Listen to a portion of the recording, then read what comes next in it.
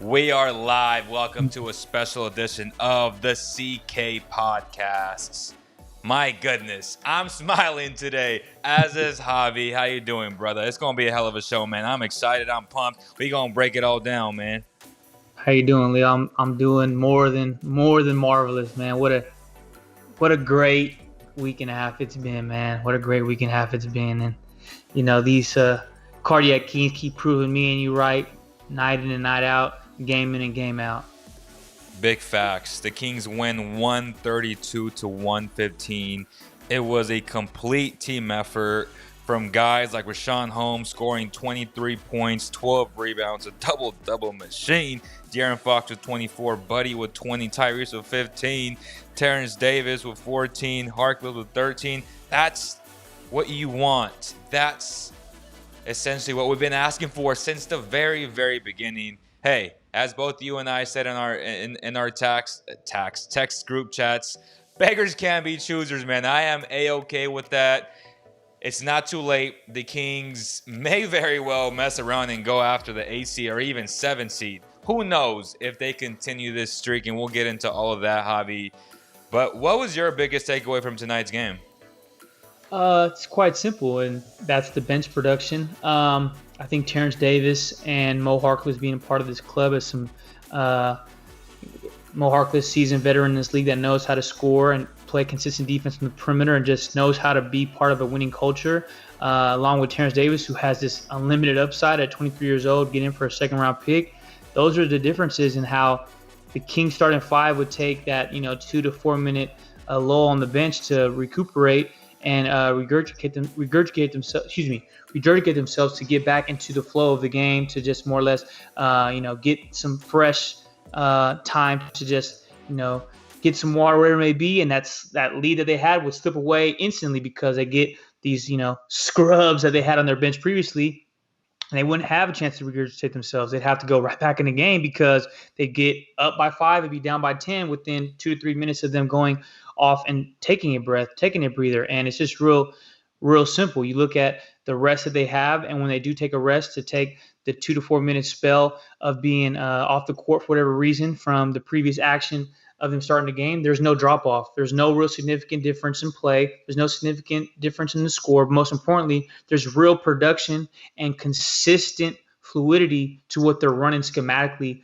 defensively, but also offensively, with the Harkless and the Davises, as well as the DeLon Wrights of the world, chimed in with just 2 points tonight, but just his overall core presence as point guard. You added Metch to that lineup. Jeffrey still somewhere, trying to find his way out the doghouse. Either way, those four additions with Silva as the fourth added piece to this bench they have is going to be the difference between them either getting the 7 seed or the 12 seed. And I think we are all seeing the ramifications of that in the first two games.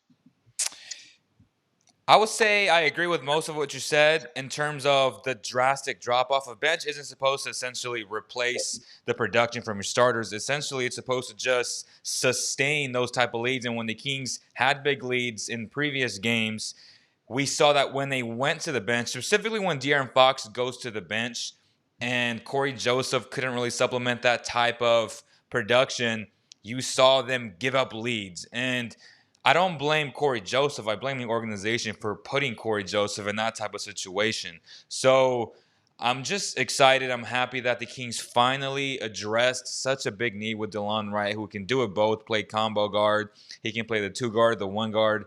And he's been playing already showing his length, athleticism, his defensive stability on the court. And I love seeing that, man. The guy's a playmaker. And I'm envisioning what this team's going to be when they start to actually gel. Tonight, obviously, everybody was hitting shots, and you're not going to have this type of production every single night. Make no mistake about it. Let's not kid ourselves. But it is nice to think about that when this team does begin to gel, they can actually make the run, not just for a 10 seed, for the 9 seed, 8 seed, even 7 seed. Again, you have to get the top 6. So you won't get into the play-in. Obviously, I don't see them getting the top 6. It's a little bit too late for that. But 7's not out of the realm of possibilities, in my opinion. But if I had to make a bold prediction today, I'm for sure they're going to make the 10 seed. But I think they're going to get the 9 seed, and that's okay. That's okay because you're gonna have moments where the team misses shots and the team doesn't gel. And Luke talked about that today. Anytime you win, everything is great. But I still expect this team to have a low. And when they have that low, I'm curious to see how they respond, which is the biggest thing for me. As you said before we started the show, last time they won 4 in a row, they went and they lost 9 in a row. Today, first time they ever won 5 in a row. How will they respond on a back-to-back against a team that they're going to face again in San Antonio? They'll be prepared, they'll be angry and ready to show out why they're a top 10 defense in the NBA. I'm excited for that. But let's move on to the next segment, Javi, which is who was tonight's MVP of the game? I have a co-MVP, and I want to reiterate the bench production. I wouldn't say it's anything less than a split between Terrence Davis and Mo Harkless, and that's simply because when you really look at the grand scheme of things, obviously I don't mean to say production increases when the bench comes on the court, but they restore, remain, and stay resilient what the first unit has done, and they reiterate the emphasis what they do as a starting unit, but they keep that consistent solidification when the bench unit comes in. And Mo Harkless and Terrence Davis set the tone when the reserves came into the game for the starters, and they really kept the Spurs on their toes all game long. And it really set a tone for the team, but overall, it set a tempo for the Kings in this game, and it really paid dividends late in the game because they showed leadership, not in essence as being a leader of the team, but they showed leadership in not letting a lead slip through their hands, as if we've seen time in and time out in the first 30 games or so, just games and victories slipping through the cracks. And it was real evident that they were not here to let that go. And it wasn't because they're starting 5, it's because when we had to have De'Aaron spell 3 minutes and get his, catch his breath and get some water, whatever it be, etc. Terrence Davis and Mo Harkless came in for him or Buddy or him and Harrison and didn't skip a beat. And we seen that, when the Kings lost that lead in the third quarter to about 3 points, I think 104-101, Davis hit that 3 and said, nah, not today. I'm not having that right now. Like I said, the past has been like it is, and that's why the past has been like it is. But I'm here now, and it ain't going to be like that no more. And everyone needs to really recognize that I'm not from Sacramento. I'm not part of this old regime. But like I said, the past has been like it is, man. But the past don't live here no more because I'm here now. And whether it's him, whether it's Harkless, whether it's DeLon Wright, Sylvan, people might say that, that's a over-the-top statement. End of the day, when Kyle Draper releases that interview he had with Mr. McNair on NBC Sports California, you guys can understand that Monty McNair is here to win, and he's here to win right now. There's no we're here to rebuild and reassess and retool. No, the past has been like it is, but he's here now, and things ain't gonna be like that here no more. Not here, not in the present day, not right now, not next day, not next week, not next month. They're here to win right now, and those players he brought in, he knew what he was bringing: athletic, long, just overall competent basketball players that can stretch the floor, that have good length. Most importantly, they have good basketball IQ. You understand? And they know how to win. They're winning basketball players. And not all of them are, veterans, but more or less the competitive nature of what they have is going to pack a punch that's invaluable because you look at the 3 to 4 players they brought in, those players are here to contribute today. They're here to contribute today right now because they're versatile and they're athletic. And that's what we need off our bench. Somebody that can really solidify our reserves to when we have to have our starters take a blow, more or less. Love it. I love it, man. And obviously, today's MVP of the game segment is presented by Medici Sacramento. Both Javi and I, obviously, I'm there a lot, but Javi's been there. He can testify to this. It is delicious pizza, closest thing to Italian pizza. Shout out to them for always supporting the Cowbell Kingdom platform. Man, my MVP today, I'm going with Rashawn Holmes, man. I'm going to show my guy some love. 33 minutes, 23 points, 12 rebounds, 3 assists, 8 of 11. My guy has exploded since Marvin Bagley got injured, and it just shows how versatile he is. I was watching all these tweets, right, in the beginning of the game. Oh, he's getting punked by Portal, whatever his name is, big man from the Spurs. And I was like, okay, cool. He's having a good game. He's a good player. I would love to have him as a backup for sure. But make no mistake, as the game progressed, Rashawn Holmes proved why he is the man and it was a big time performance. Just the little things like switching on to guards, being able to guard them, and just creating blocks and creating extra possessions for his team. Offensively, the dunks, running the floor, he does the little things that impacts winning, man. You can't put a price to that, and that's why, which I think we'll get into very, very soon. How will the Kings re-sign this man in the offseason? As of today, it wouldn't be enough. But if they could essentially just a salary dump of Marvin Bagley, unfortunately, it would get them closer to $15 million. They would have to cut Justin James to kind of make up 15, 16. But I believe that's the number from what I've been told. Obviously, things can change, right? His game can go down, but I just think he's going to keep getting better, especially as the Kings win. His value is going to go even more higher than what it's already is right now. Man, the future is bright, brother, and I'm just super excited. I'm just super excited, man, and I hope my guy gets paid. He's a hell of a basketball player, and if it comes down to getting the future, right? A future draft compensation for Marvin Bagley, you got to cut your losses, man, and you just got to keep this going. Then that's a tough decision to make, but it's something that you have to do because you cannot allow Richaun Holmes to walk to Charlotte or to Dallas. Dallas is a dangerous destination because Luka and him and Porzingis, he'd be the perfect fit next to Porzingis, right? And they're a team that can offer him 12 to 14, no state tax. So essentially the 12 to 14 is very similar to the 15, 16 in Sacramento because obviously nobody likes California taxes. And when you get to that type of echelon of money, then it does matter. So I think Dallas and Charlotte are two good teams that will be looking for services, man. Two things of that. We obviously know at this time Marvin Bagley is not somebody that particularly plays well in this starting unit, and I don't even know if he's going to be somebody that can add to this bench production if he does come back later in the year. I just hope from the reports I've seen that he's not even traveling with the team due to his fractured hand, and that's a red flag, man. There's been a lot of red flags in Marvin Bagley. I think that's like the third or fourth red flag. Hopefully that's all propaganda and untrue, but this is how I see it. I don't want to give up on the second overall pick in the 2018 NBA draft, but now I'm at the point now where if we cut Richaun Holmes and really make that prevalent to paying the 15 or 60 over 4, whatever it may be, I'm willing to give up Bagley in our first this year to essentially have a pick swap with somebody that's in the top 10, top 15 and get their first next year. And that might be like, why would you do? Well, in the day, you can include that give us an extra first and we throw them an extra second, incentive laden where if Marvin Bagley makes an all-star team or averages 20, something, Metu moves better than Bagley, bro. Just admit it. I mean, I won't say Metu moves better than Marvin Bagley. I think moves better. He's not a better player, but he moves better. He's twitchier. He's better defensively. Athletic, yeah. He's more athletic to some extent. He's twitchier. I'm not gonna say he's more athletic. He's twitchier. There's a difference. Obviously, you're an athlete between being twitchy, being quick, being fast, having the second jump. Like they're obviously very similar, but I just feel like he's twitchier of an athlete, and you see it. And I'm liking what I'm seeing from him. But hey, huge shout out to Buddha Morris for donating $2.99 on the super chat, man. He's excited. Shout out to the win. But go ahead, Javi.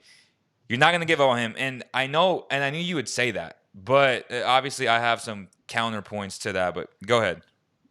At the end of the day, I would find a way to get rid of some of, not the new bench pieces, but like Hassan Whiteside, Bjelica is off the books now. I know DeLon's back next year. I don't know if Terrence Davis and Mo Harkless. I know Mo Harkless on a one-year deal. Mo Harkless, they just acquired rather. Jabari Parker got bought out, released. Corey Joseph has been traded. Justin James can be released. I just want to see, for one, what the salary cap's going to do. But if there's any way they can find a way to acquire a trade exception, I don't know. If I'm going to trade Marvin Bagley, I don't know if we can even get a player, not just that's of value, but that we can add on due to salary. But if I'm going to trade a Marvin Bagley away, per se, at this time, I will trade him away for like a future first-round pick and just leave it there. And then they need, oh, no, we want your first-round pick this year. All right, we'll give us your first this year. We'll give us – and then you give us, your top 15, top 12. We'll give you our first one, Marvin, and you give us a first next year. We include a future first-round pick incentive laden, whatever it may be, just looking at it from a asset standpoint to not just dish off assets for nothing. But, again, that's all subjectivity because that's my opinion. I know what you're saying that he doesn't contribute. It's just, is he so young? But I am willing to go above and beyond to make sure that Rashawn Holmes is signed because we're not getting off Harrison's contract.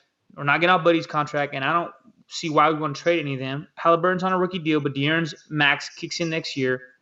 The line's due for 8.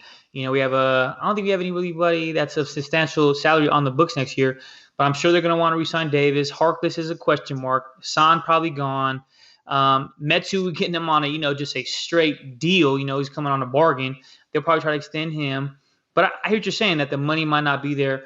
With all the ramifications and salaries that have been traded and exchanged, as well as the transactions made, we have to really divulge into the change of salaries that they're going to have against the cap versus not against the cap. Because I knew what it was in regards to being real familiar with the salary cap as of March 24th. But as of March 25th, things have changed drastically. So that'd be something we have to divulge into a future conversation and really take a deep dive into that this time. Yeah, just to recap all that into a nutshell, I get what you're saying, and that's why I was so confused when both you and I and Ty were talking about salary caps and numbers wise, and there's so much stuff that I think I can speak on everybody on here that we really don't fully understand the cap unless you're just a capologist. And I kind of dove into it, did some research, texted some people who were better at the cap than I was, and I better understood it to where I was like, oh my gosh, like the Kings are only able, as of today, like if everything would end today, the most they can offer him is 4 years, 47, which comes out to 11.75 per season. And obviously we all know realistically that's not going to happen. He's not going to take that money here in Sacramento. So how do you create cap space? How do you create cap space before free agency? And typically we always have free agency about a week after the draft, right? Roughly. So on draft night, who really has cap space? Very few teams do. So when you think about, oh, well, we should just trade Buddy, the problem is nobody's going to have $23 million of open cap space to where you don't receive salaries back. And that's the thing. It needs to be a salary dump in order to make this work and make the numbers work. And nobody really has $23 million. Maybe the Magic do from that trade exception that they got from Boston. And if they do get Cade, it could be a good thing, right? Cade, Buddy, and Markelle Fultz once he comes back. It's just an idea that E-Man threw out to me, which is something to think about. But it's very, very highly unlikely for that to happen. So the most realistic thing is to dump off a guy who's making, $9 to $11 million in Marvin Bagley next year. So the way you can see it is, okay, a team's going to take a risk on Marvin Bagley, the number 2 pick, give a future first-round pick, right? It can't be a 21 first-round pick. It needs to be 2022 and beyond that for it to work financially. That way you create that space to get to the number, which I think is $15 million. But obviously, if I'm Monty McNair, I'm having these conversations right now with Rashawn Holmes. Hey, bro, what's he going to take to get you here? Obviously, he may have a better idea than us and than me, but I don't think so. And again, Charlotte's going to have space. The Mavericks might not have 16 mil, but they'll have about 12 mil to spend. And I think he's a key component. And I'm pretty sure he's on their whiteboard in terms of free agent acquisitions. Make no mistake about that. I think he just makes so much sense in Dallas. And in Charlotte, they're in need of a center. And they probably wanted to trade for him, but it didn't make sense for the Kings to trade him, especially without LaMelo. So maybe they didn't want to give up too much. Whatever the case may be, he's going to be a target because Allen from the Cavs, we know he's restricted and he's going to stay there. Like, they're going to offer him the bag. So who's the second best center in free agency? Rashawn Holmes is. So he's going to be coveted. And that's where all this in a nutshell, that's where we're at in terms of how much the Kings can offer him. So worst case scenario, they create the space by a salary dump and maybe some future draft compensation for Marvin Bagley, unfortunately. And Go ahead. Okay, I didn't mean to intervene on the point, but I definitely took note of, is Marvin Bagley's departure worth the $3.5 million difference? Like, I feel like there's somebody, like we can make a move because you said they could offer him 11.5 for the 47 million over 4. That's $3.5 million difference, Leo. I just don't feel as if Marvin Bagley's salary dump per se is worth the $3.5 million that you need to pay Rashawn Holmes. I'm not saying that I don't want to pay the Rashawn. So would you let him walk for nothing? Listen. I didn't say that either. But I'm saying if there's a will, there's a way. Marvin Bagley's salary dump is not the only move that can be made to keep this team intact, but also keep that reserve stalwarts that they have with their bench right now at this current time to keep the solid bench play prevalent, but also find a way to keep Bagley and Rashawn. And I'm not saying that Bagley would be a future player in their plans, but to keep him let him play to the deadline per se, keep him to the trade deadline to see what he can do and produce and get more value. I'm just not ready to. Okay, I got to get rid of Marvin Bagley to keep Rashawn Holmes for $3.5 million. It'd be different if it was like an $8 million cap figured, where like the $8 million difference in keeping Holmes because Bagley's figure is way too high, or Rashawn needs $8 more million compared to what we offer him. If it's $3.5 million, brother, I'm sure McNair can figure out something. I'm more than certain he will figure out something. It's not I'm about not arguing with you, bro. But what you have to take into account is, what if this team starts clicking and these bench pieces start rolling? Which Terrence Davis is a high possibility. He's young, that he can have a breakout second half. And now you're thinking like, oh my gosh, he's a free agent. Now we got to pay this brother, right? And now you're like, well, is it Rashawn Holmes and Terrence Davis, or is it Marvin Bagley? So these are all things that I'm pretty sure you're already thinking about. And it's not that I'm trying to disrespect Marvin Bagley, because I understand your point. The Kings control his rights essentially for the next 2 years. But if it came down to keeping this core, like this bench, and using that money over Marvin Bagley, I think I think we know what the answer is, right? Moving forward. Yeah. Just know that Harrison Barnes' salary cap number does go down next year. It does go down. Goes down by $4 million. So, like, I think we need to take that into account. Like, we don't have all the numbers in front of us, but logistically, his contract goes down. Whiteside's gone. Harkless is, I mean, I'd like to sign him, but on a minimum deal. Terrence Davis, I'd probably throw a little bit of money at because he's 23. Justin James probably bought out. Again, there's a lot. Who knows what the salary cap will be next year due to the pandemic, and if it'll rise, if it'll stay the same, or if it's going to be less. I'm predicting. The one thing that we just have to point out before we move on to a different topic is, if you're a team that's working under the cap, so if you do create the space, then you're able to use the room exception. Now, if you're a team that's operating over the cap, then you have that $9.5 million mid-level exception.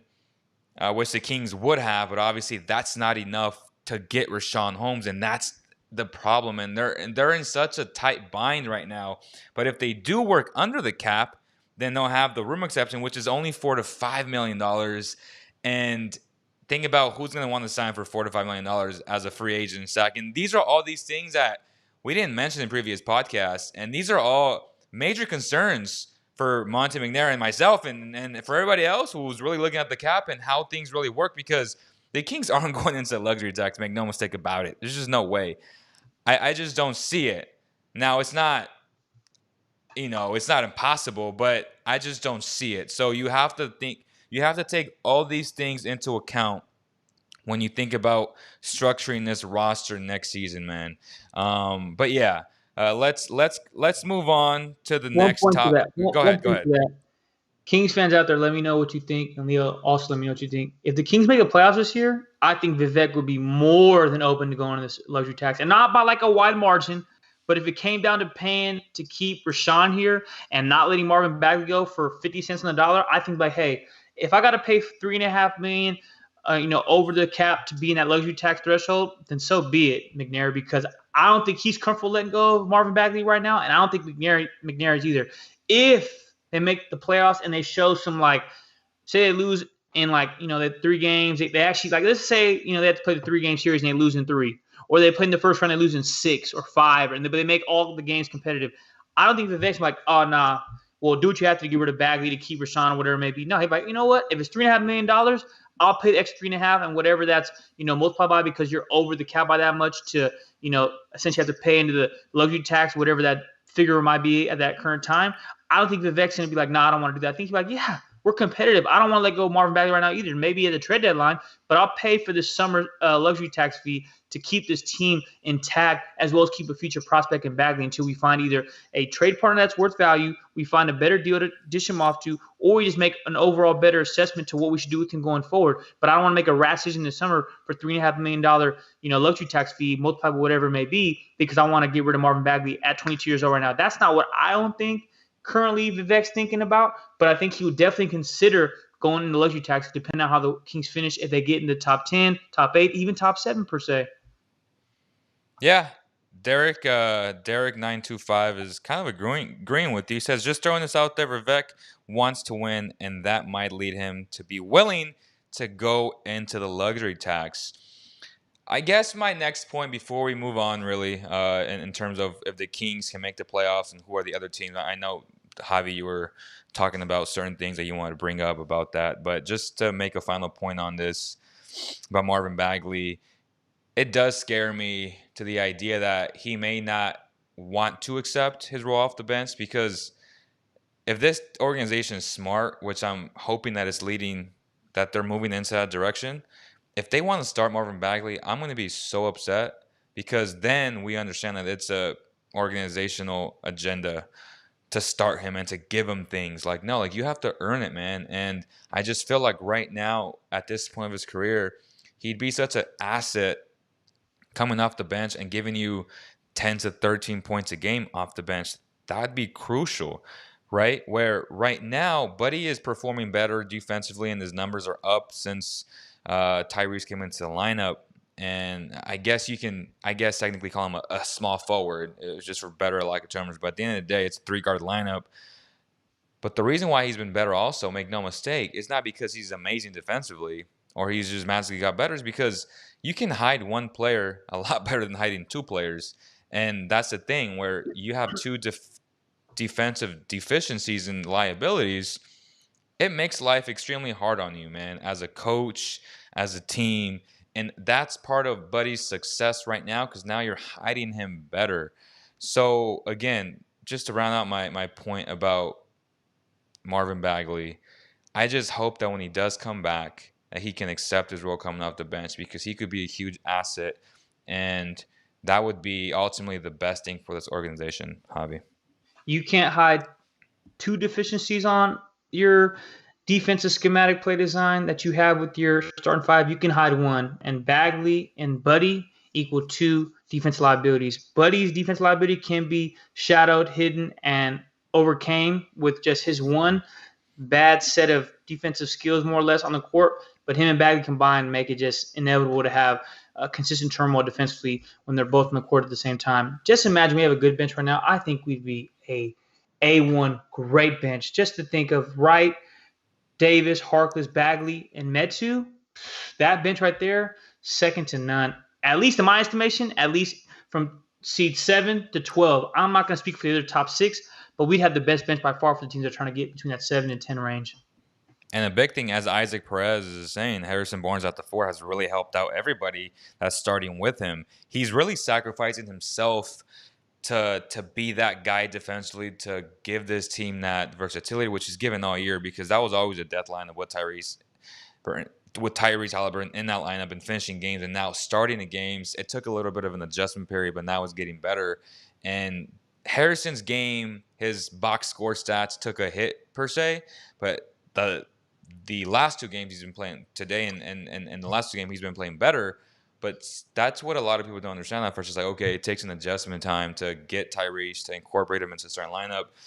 You know, Harrison Barnes playing the 4 full time now, right? Not just part time while Bagley was there. So it's definitely a big adjustment period, and I think he's beginning to adjust to it. The only thing that scares me is what we saw earlier in the year when he went through that dry spell, which both you and I agreed that he was injured, and he took so much physical, drainage from always driving, being a smooth self, right, getting to the cup, getting banged, banging on defense, and that ultimately takes a toll on your body.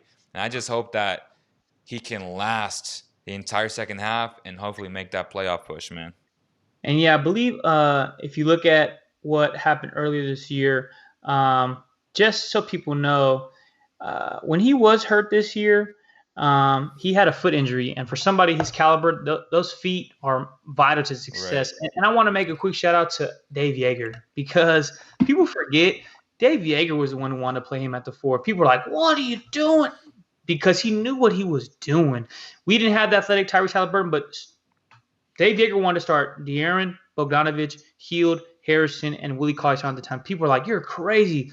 He wasn't crazy because he's seen what the Kings see now back then and what this can do not just schematically for their defensive concepts, how they play so much more efficient defensively, but how it opens everything up offensively for them because he takes the grunt. He does the brunt work, but most importantly, he's a team player that is selfless, and that's why he's taking himself not out of the game offensively by being the perimeter, but he's playing in the paint and interior, which a lot of guys are like, I don't want to do that, but he's a team player. And De'Aaron with Bogdan and Buddy back then, with Jaeger's head coach seen that, said this is how it's going to work. It just didn't develop as fast as they needed it to make that push two springs ago, but you see it now paying dividends of what Luke's doing with him, and now they're on a roll. They're 5 straight, 7-3. They're 22-25. I mean, they went that 9-game hole, but they're just about out of it. I mean, the Warriors won tonight, but they're like half game behind Golden State for the 10th seed in the West. I mean, let's see what this team's going to do over the next 25 games. That's what they have left at this current juncture in time.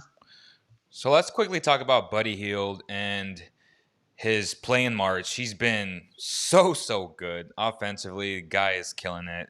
Show him some love, man. That playground, that backyard, playground type play when he stole the ball and he just ran to the 3-point line. He just shot that. That's Buddy Hield in a nutshell. He's a guy who's I've always said has the biggest balls on the team in terms of I want the shot.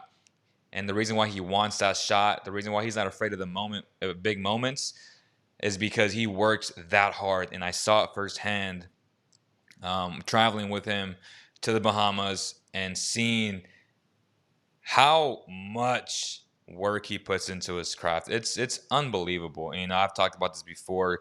Waking up, right, 5 o'clock at the beach, insane, tough beach workouts. I don't know if you've ever done. I mean, you're a football player, so I'm sure you have, but beach workouts aren't easy. And then after that, doing 2-3 hour session, playing basketball, doing your workouts, defensive drills, shooting drills. And the dude's just a stud. And you can tell, like, the guy doesn't get hurt, right? Like, that's one of his best attributes, that he doesn't get hurt and he's always in good shape. He continues to show that. And right now he's playing at a really high level, and it's helping the Kings on so many levels. Not just himself, but De'Aaron Fox, which just gives him more space. And it's just a lovely thing to see, man. And I'm super happy for him. Yeah, and just to second that, Buddy Hield is averaging 20.6 points in the month of March. He's made the most 3-pointers in the NBA in the month of March. And most importantly, he's third, if not second now, because Steph's, 5-game departure from that tailbone injury in most made threes this season.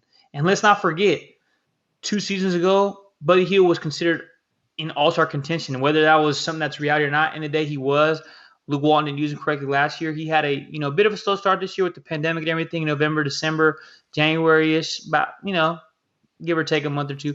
But now coming into February into March, I guess he's back to his 20 points a game. He made the most threes in the month of March. But most importantly, Buddy Hield is what we need Buddy Hield to be, and that's lights out from the perimeter. I mean, if he can shoot 40+ from 3 and stretch the floor and give De'Aaron Fox consistent space, teams are not going to be able to mess with him, because now that we have Halliburton playing at a not as an all-time high, but he's playing into his own game. He's playing at such a high clip with his production, and he's moving on all cylinders. Because when he came back from that injury, probably a week ago or so, maybe 2 weeks ago rather, he wasn't himself all the way. And he's playing at such a high efficiency level, and he's just all gears, all systems go. Him off the ball, being that playmaker, both athleticism, defensively, that Bogdanovich had without the defensive game as well, paired with Barnes and Holmes. It's just like, there's no true superstar outside of De'Aaron on that bunch. But at the end of the day, that's what they need. And that's all they need, as long as they can keep playing like this defensively. And De'Aaron, Buddy, obviously Buddy's really worked on his defensive effort. De'Aaron with Halliburton, I feel like top 5 defensive unit backcourt in the NBA. Pair that with Sean Holmes and Harrison's a champion. I mean, I'm not trying to get ahead of myself, but at the end of the day, like, I want to save this conversation for, the next segment. Yeah. We're going through like teams in the conference, but hey, let's just not underestimate Buddy Hield, man, is the first player in NBA history. He's made the most 3-pointers in his first 4 NBA seasons in NBA history, and he's the quickest player to 400 threes made, 400 in NBA history. So people seem to forget about that when they talk crazy and speak blasphemy on Buddy Hield. Buddy Hield's a great player in his league. Maybe not a great scorer, but a great shooter, and nonetheless second to none in regards to how hard he works. Quick question from Jeff, the lefty. It's on the screens. If you could only afford to keep one player, I'm assuming long term, would you keep Barnes over Bagley? Question mark, Javi.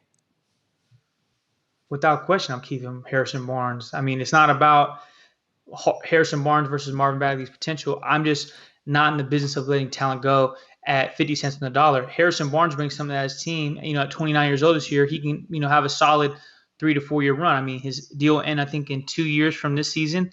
If I'm the Kings, I want to have him play here till he's 32, 33.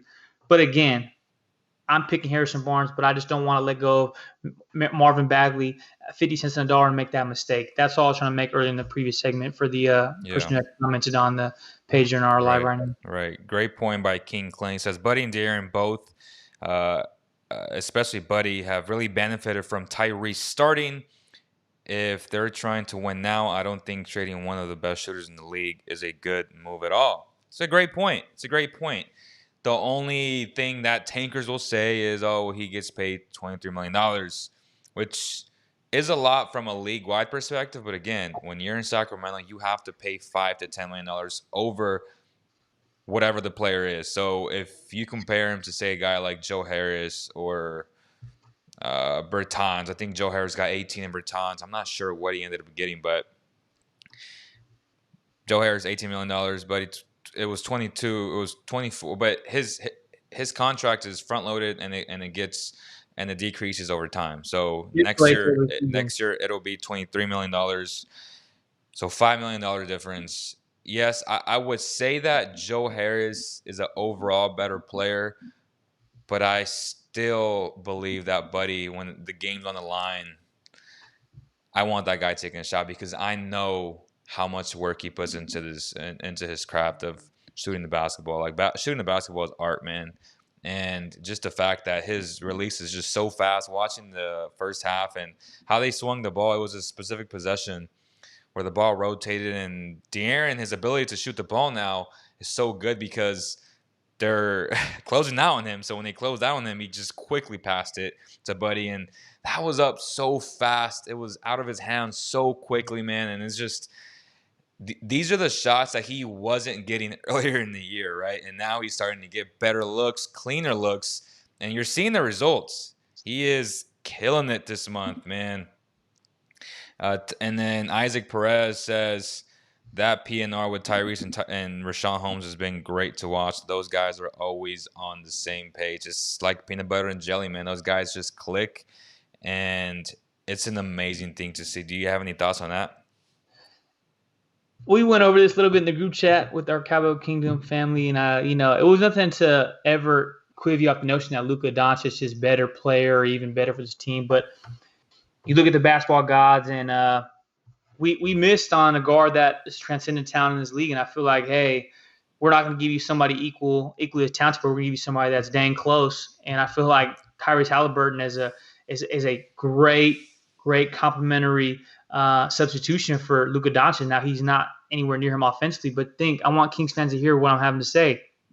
Is Luka Doncic and De'Aaron Fox anywhere near what De'Aaron Fox and Tyrese Halliburton are defensively? Granted, Luka Doncic is great offensively with De'Aaron. They'd probably be second to none in the West.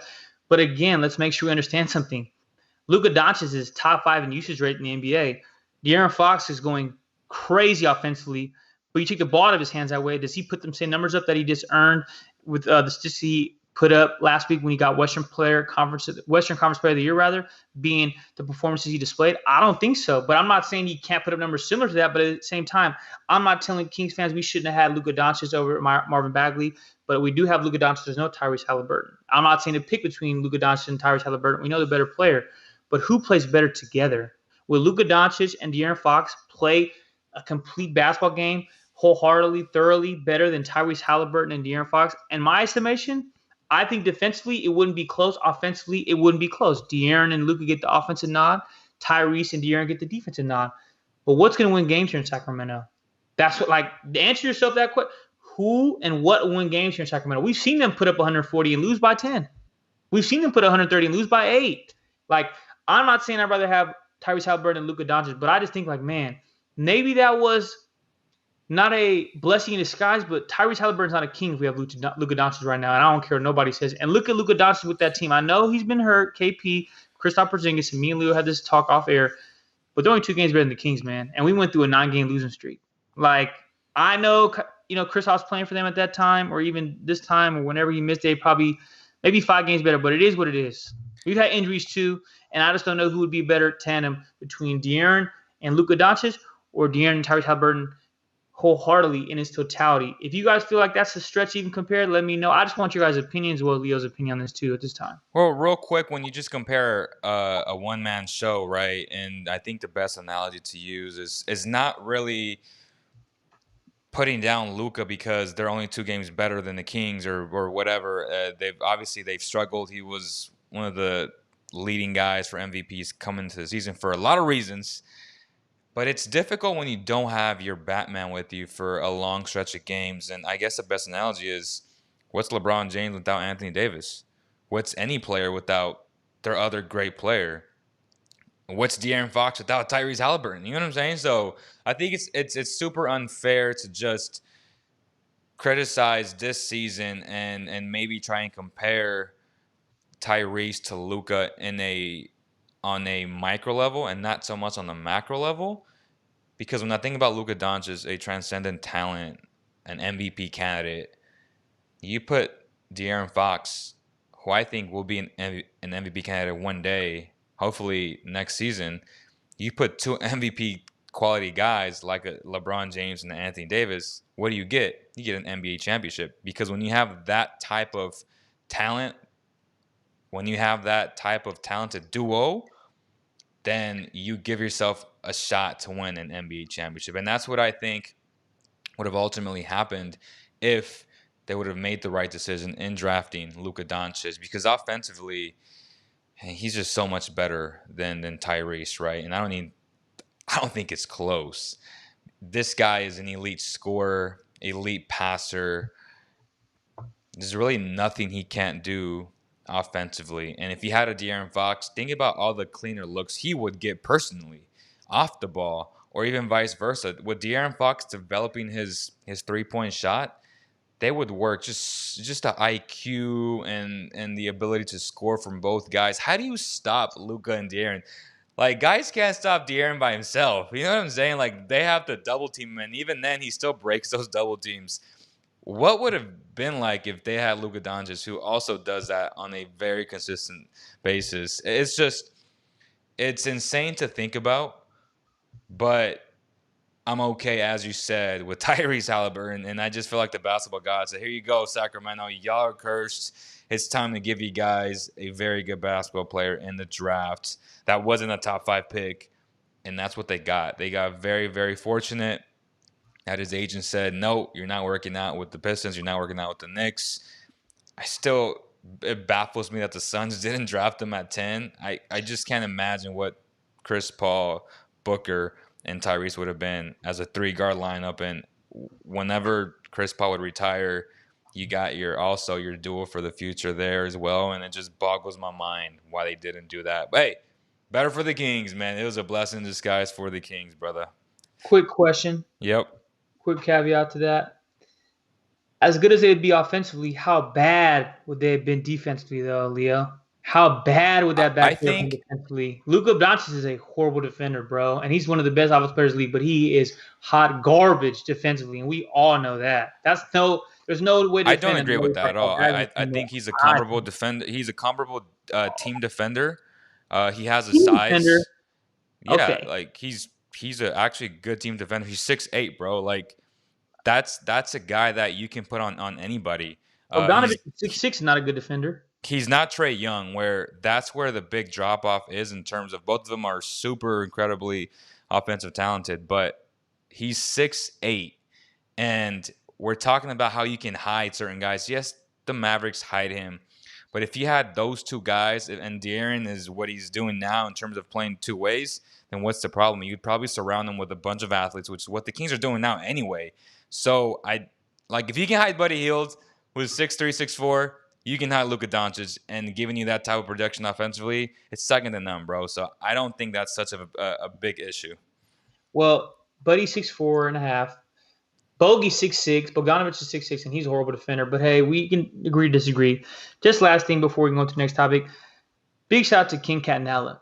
Because King Catanella at this time, being Catanella the salary cap capology Yeah. for the Kings. He's had the de-escalating contracts that he set for Barnes and for Hield. Having a de-escalating contract for Barnes and having a de-escalating contract for Hield makes it to where the de-escalating contracts for both these players and Hield and Barnes' value has skyrocketed, because after this year, if we do have to let one of them go or even keep them, it will not affect us against the cap the way other teams presume it may be or might, in regards to making that something that's a real issue. And fans will not have that privy notion, think, man, that money's going to be so stretched over all these amount of years and it's never going to be put away in regards to leaving the salary or their salary cap with the salary that they're being paid, and it's going to be prolonged. It's going to push this issue of a problem. No, because King Canelo's made such good way of structuring these contracts with the de-escalation of these deals, and Barnes' contract de-escalating and Hield's contract de-escalating, it's really going to put us in a good place next summer coming into free agency, as well as for trades in the future for how we can structure this team going forward. I just want to make sure we shout out to King Canelo, because he's a great GM great asset to the GM, and being a salary capologist. King Canelo, shout out to you, man. Canelo's doing what he's doing, and Canelo's doing a great job. Without question, without question. So I think it's been a really positive show, and we've had a lot of good discussions. We've broken down a lot of things, and let's end it here. We're at 45 minutes now. I'm sure we'll continue to talk about this on the following shows. I got to start packing. I'm leaving New Orleans tomorrow, both E-Man and I, and we got to be up early.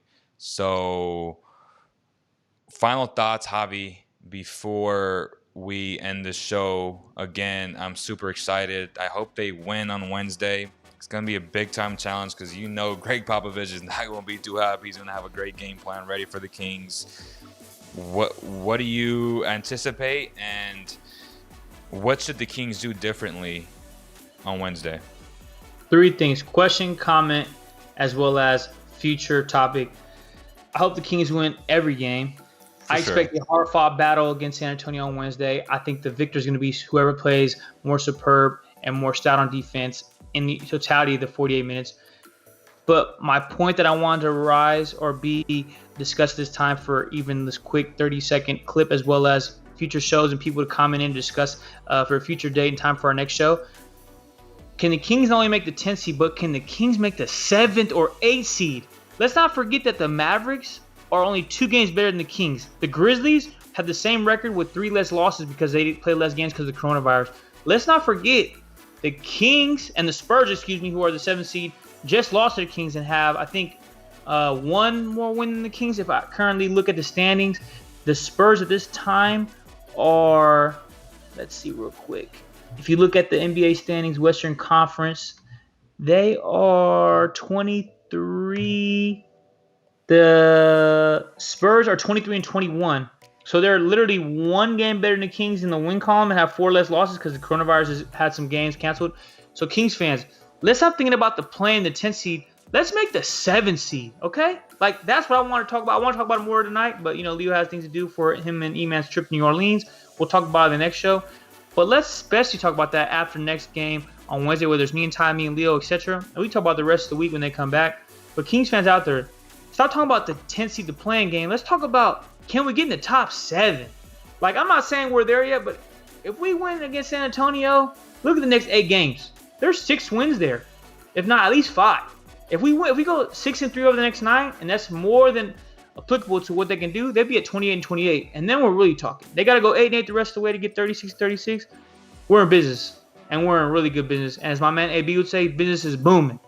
Business is booming. We can't end it on a better note. Thank you guys so much for all the support. Make sure you smash that like or dislike. It helps us out a lot. If you haven't left a review on iTunes, please do so as well. And again, huge shout out to Medici Sacramento for sponsoring this episode of the CK Podcast. On behalf of the entire CK family, we'll see you guys very, very soon. Peace.